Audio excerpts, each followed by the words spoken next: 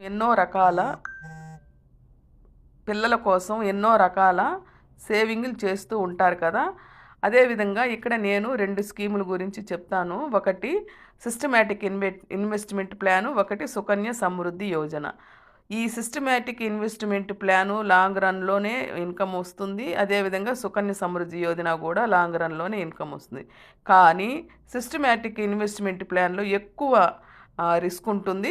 సుకన్య సమృద్ధి యోజనలో రిస్క్ తక్కువ ఉంటుంది. ఇది గవర్నమెంట్ చే సపోర్ట్ చేయబడిన స్కీమ్ అనమాట. ఇది ముఖ్యంగా ఆడపిల్లల కోసం పెట్టబడిన స్కీమ్ అనమాట. ఏడాదికి 80,000 పెట్టుబడి సిప్ అండ్ సుకన్య సమృద్ధిలో మనం పెట్టుబడి చేస్తే 15 ఏళ్లకు దేంట్లో ఎక్కువ రాబడి వస్తుంది. లాంగ్ రన్లో పెద్ద మొత్తంలో సంపద అంటే మనకి రిటర్న్స్ రావాలి అనుకుంటే చాలా పథకాలే ఉన్నాయని చెప్పొచ్చు కదా. అదేవిధంగా mutual funds, systematic investment plan, అదేవిధంగా సుకన్య సమృద్ధి యోజన అని ఇప్పుడే అనుకున్నాం కదా.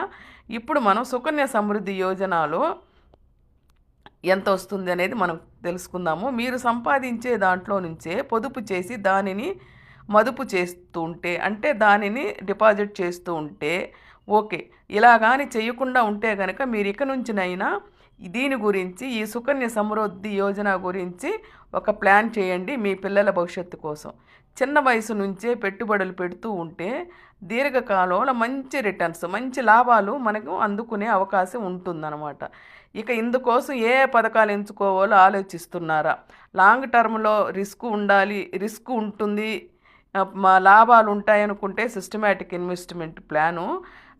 రిస్క్ లేకుండా మనకి మంచి లాభాలు రావాలి అనుకుంటే కనుక సుకన్య సమృద్ధి యోజన పథకం. ఇప్పుడు మనం సుకన్య సమృద్ధి యోజన పథకం కింద